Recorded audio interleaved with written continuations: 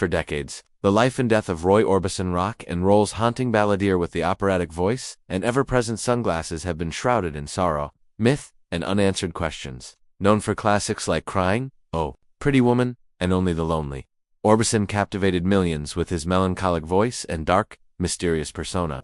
But behind the music, tragedy followed him relentlessly, and the mystery surrounding his personal struggles and sudden death at just 52 years old in 1988 has haunted fans ever since. Now, new revelations from those closest to him have finally brought clarity to the quiet turmoil that plagued Orbison's final years, and it's far from the romanticized image the public once believed.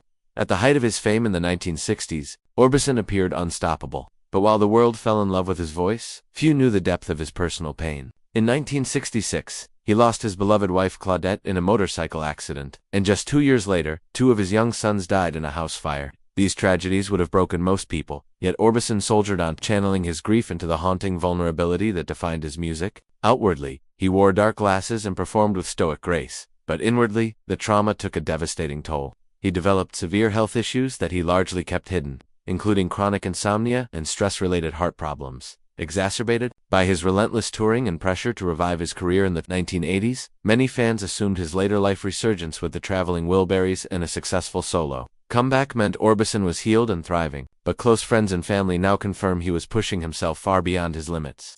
Concealing the severity of his heart condition from nearly everyone, he was, as they put it, a man desperate to reclaim lost time, overworking himself. While privately battling chest pain, fatigue, and shortness of breath, the mystery deepened when Orbison died suddenly in 1988 after suffering a massive heart attack. Rumors swirled had he ignored doctors' warnings.